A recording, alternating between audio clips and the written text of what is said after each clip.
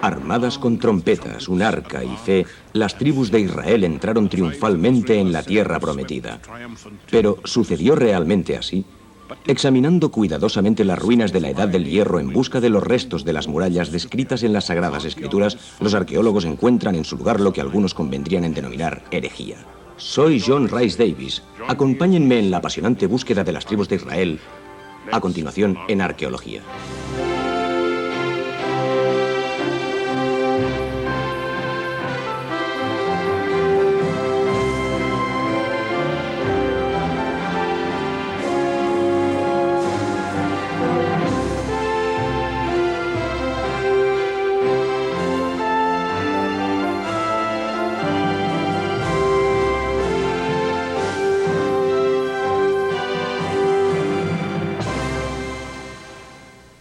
La historia de la conquista de la tierra prometida por los israelitas ha sido siempre considerada tanto por los judíos como por los cristianos como un artículo de fe.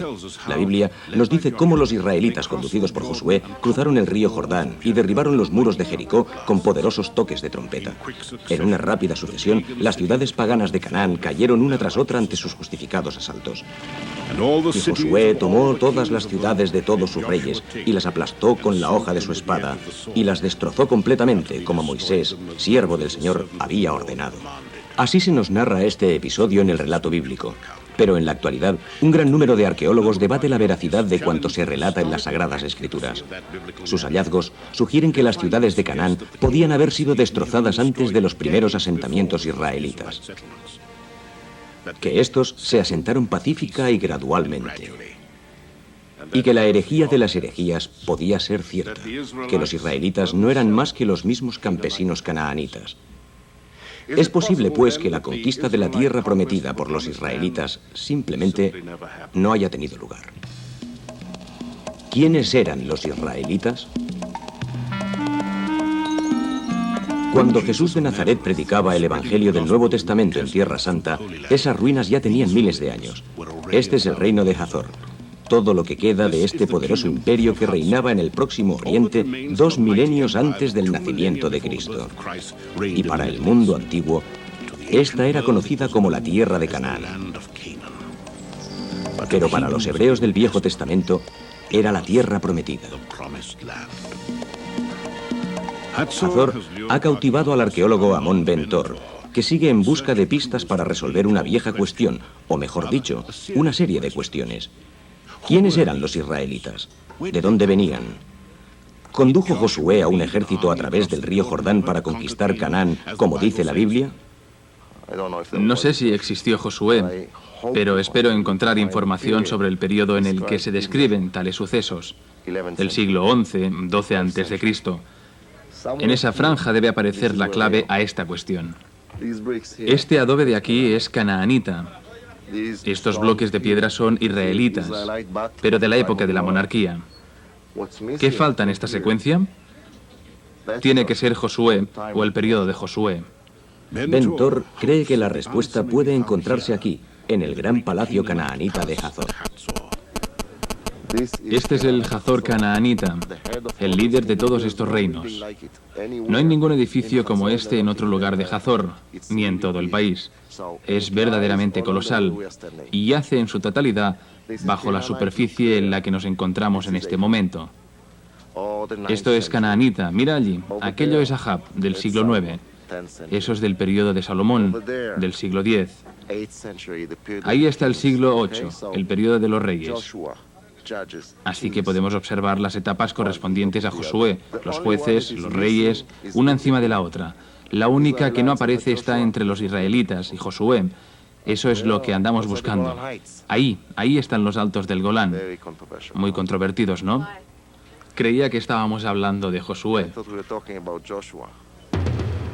Pero en Israel, la historia de Josué no está tan lejana de la controversia actual.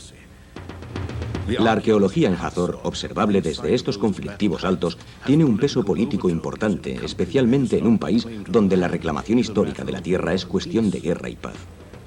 Pues fue aquí donde Josué y los israelitas finalizaron su conquista de la Tierra Santa. Según el Viejo Testamento, pasaron por la espada a todos los que estaban en ella, exterminándolos.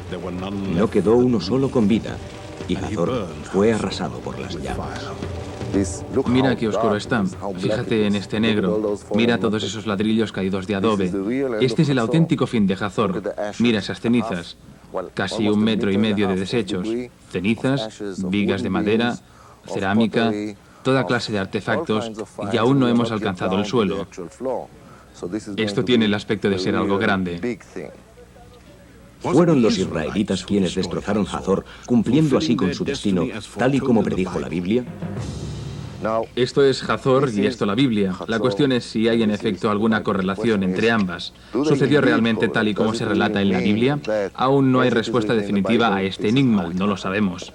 El hecho de que se haga mención a este suceso en la Biblia no significa que sea necesariamente ficticio.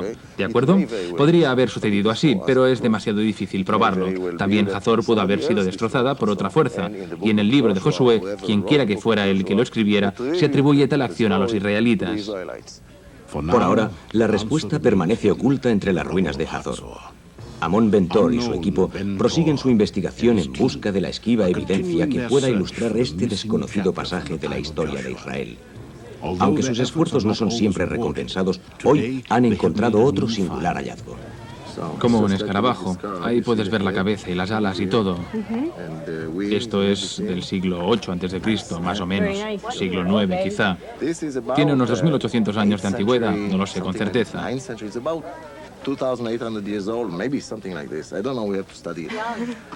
Sí, muy reciente, de ayer. Tenemos que estudiarlo. Pertenece al periodo de los reyes de Israel. Eso es israelita, sin duda, pero definitivamente post-Josué. Por desgracia, no es del periodo de Josué. Siguiendo las órdenes de Moisés, Josué atacó.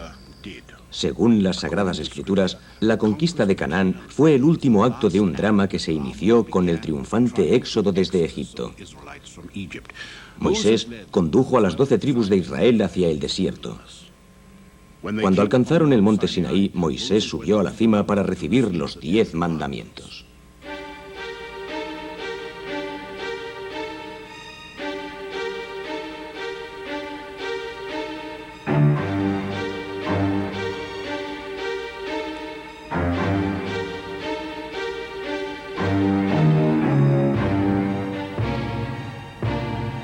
Moisés murió antes de alcanzar la tierra prometida. Su siervo Josué condujo a los israelitas a través del río Jordán. En Jericó, el Señor les ordenó marchar alrededor de la ciudad durante 6 días. En el 7º, las trompetas sonaron y los muros de la ciudad cayeron. Durante más de un siglo, los arqueólogos han tratado de verificar si la conquista tuvo lugar tal y como se relata en el libro de Josué. En la actualidad, una nueva generación de arqueólogos israelíes debate la validez del Antiguo Testamento como documento histórico. Israel Finkelstein ha hecho prospecciones en cientos de antiguos asentamientos en todo Israel. Cree que la batalla de Jericó no tuvo lugar. La teoría de la conquista de Jericó fue definitivamente descartada hace ya unos años. Yo creo que es un proceso de 30 o 50 años de excavaciones. Las excavaciones en los yacimientos que se mencionan en la Biblia con relación a la conquista revelan que o bien dichos yacimientos no estaban habitados en ese periodo o que la desaparición de los canaanitas fue un proceso gradual y que se prolongó durante unos 150 años. En resumen, su desaparición no fue producto de una fugaz campaña militar ni tuvo lugar en un breve intervalo de tiempo. Si la conquista de Canaán por Josué es un mito, ¿cómo alcanzaron entonces los israelitas la tierra prometida? Durante la última década, Adam Zertal también ha descubierto una docena de nuevos yacimientos. Él cree que los israelitas se instalaron pacíficamente en Canaán. Ahora estamos viendo Wadi Fara. Creo que a lo largo de esta carretera los israelitas se introdujeron desde el Jordán, que podemos observar en el claro, y que gradualmente entraron y se adaptaron a su vida sedentaria en la tierra prometida. Ahora sabemos que esos israelitas eran seminómadas y que se adaptaron gradualmente a este nuevo tipo de vida.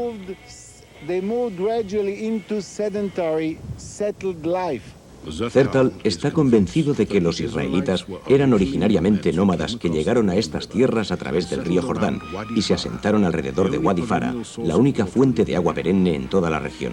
Aquí podían vivir de la tierra y mantener a sus rebaños durante todo el año. Finalmente, abandonaron sus tiendas por estructuras más permanentes, como estas sencillas estructuras de adobe que se encuentran únicamente en Wadi Fara. Yo creo firmemente que estas hordas nómadas venían del otro lado del río Jordán. No eran canaanitas, ya que no fueron dirigidos desde las ciudades-estado a estas tierras, sino viceversa. Aunque Zertal ha descartado la teoría de la conquista en favor de su teoría del asentamiento pacífico, está igualmente apasionado por este nuevo descubrimiento. Estamos excavando aquí sin realmente saber lo que había. Ni siquiera nos atrevemos a soñar que nos encontramos ante el altar de Josué.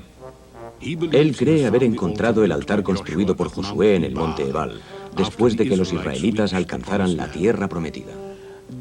Ese momento no lo olvidaré hasta el último de mis días. No pudimos dormir durante un par de noches, porque se trataba de la primera prueba convincente de que nos encontrábamos ante el primer altar israelita, donde nuestra gente empezó. Las raíces auténticas no solo de la cultura judía, sino probablemente de toda la civilización occidental. Aún puedo recordar con entusiasmo esa excitación. Creo que nunca se repetirá en mi vida. De todos modos, no todo el mundo está de acuerdo con Zertal. Bueno, el monte Ebal puede ser un lugar de culto, pero el altar, a mi juicio, solo se encuentra en la imaginación de Zertal. Israel Finkelstein ha propuesto una nueva teoría para el origen de los israelitas. Convencido de que no eran inmigrantes, Finkelstein opina que se trataba probablemente de los mismos canaanitas, como sus padres y los padres de sus padres. Creo que los israelitas eran probablemente una población autóctona y sedentaria a mediados de su segundo milenio de historia, fecha a partir de la cual comienza el colapso de la cultura urbana. Esta situación conduce a un proceso de nomadización y tras unos pocos siglos se inicia de nuevo la resedentarización. En cierta manera ellos eran canaanitas porque vivieron en Canaán en el segundo milenio antes de Cristo. Y para Amichai Mazar, las pistas sobre el origen canaanita de los israelitas a veces proceden de fuentes insospechadas. Este pequeño toro de bronce procede de una colección de antigüedades de un kibutz. Fue encontrado por un soldado durante la realización de unas maniobras en el norte de las montañas de Samaria, no muy lejos del Shechem, al norte del Shechem bíblico. Fue encontrado en una montaña y se mostró el lugar donde exactamente se encontró. Excavamos en ese lugar y su asociación contextual pudo situarse en el siglo XII a.C., el periodo del asentamiento israelita, y creemos que el lugar donde fue encontrado el toro era un lugar de culto. Esto significa un santuario al aire libre utilizado por estos israelitas en la primera fase de su asentamiento en la zona. Este es un hallazgo muy interesante porque sabemos que los canaanitas anteriormente tenían o utilizaban en sus santuarios toros de bronce realizados de un modo muy similar. Por tanto, podemos afirmar que este pequeño toro ilustra una considerable influencia en la religión y culto israelitas de las tradiciones canaanitas. Si los israelitas eran canaanitas, ¿cuándo aparecieron como un pueblo unificado con una identidad cultural? No puedes preguntarte únicamente quiénes eran los israelitas, porque también debe especificarse en qué momento de su historia planteas dicha cuestión. Durante el periodo descrito en el libro de Josué, ¿sabían ellos que eran israelitas? No lo sabemos, no disponemos de la suficiente evidencia histórica para responder a esta pregunta. Pero obviamente muchas de las gentes que se sumaron a esta nueva fuerza provenían de la zona o eran de aquí. Probablemente se trataba de una mezcla. Tanto si se identificaban o no a sí mismos como israelitas, esta mezcla de gentes era algo distinta.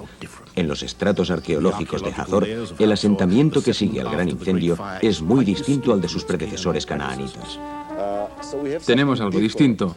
¿Se trata verdaderamente de algo distinto? Israelitas o no, creo que sí lo es, pero por ahora no disponemos de pruebas definitivas. Necesitamos algo más que ignoro si algún día averiguaremos. Quizá necesitemos más evidencia del mismo tipo. Pero yo creo que estos son israelitas y se trata de una página diferente, de una historia distinta. El Antiguo Testamento contiene una segunda versión de la conquista que contradice la del libro de Josué. En el libro de los jueces, los israelitas habitaban conjuntamente con los canaanitas hasta que una crisis amenazó con aplastarlos. Las condiciones de vida habían dado un giro irreversible. Alrededor del año 1200 a.C., una gran crisis colapsó el conjunto de la región. Muchas ciudades cayeron y los imperios con ellas. A partir del año 1150 a.C., el imperio hitita y el imperio egipcio. El imperio egipcio ya no se recuperaría de esta grave crisis y muchas de las ciudades-estado canaanitas siguieron el mismo camino. Por ejemplo, la más grande y mejor conocida de ellas, Azor, en la provincia de Galilea, desapareció. Simplemente dejaron de existir. Lo cierto es que la totalidad del mundo, tal y como ellos lo conocían, dejó de existir. Una era dorada de comercio y prosperidad había puesto en contacto a Canaán con las fuerzas políticas y comerciales del Mediterráneo y del Egeo. Cuando éstas entraron en esta fase de decadencia, la estructura social, económica y política de la ciudad-estado canaanita también se vio inmersa en dicho proceso. En la actualidad, la mayoría de los arqueólogos está de acuerdo en que para salvar este periodo de confusión y desorden, pequeños grupos de pastores, políticamente independientes y económicamente autosuficientes, iniciaron una nueva vida en las aisladas colinas de Canaán. A través de esta experiencia, parece resurgir posteriormente una nueva cultura y una nueva identidad. Con el tiempo, a los miembros de esta nueva unidad cultural se les denominaría israelitas. ¿Implica esta teoría que la documentación histórica que contiene la Biblia, en la que se han basado décadas de investigación arqueológica, es incorrecta? ¿Perjudica ello la leyenda que ha sustentado el ideal de la nación israelí durante siglos? Quizá nos ofrezca una nueva perspectiva.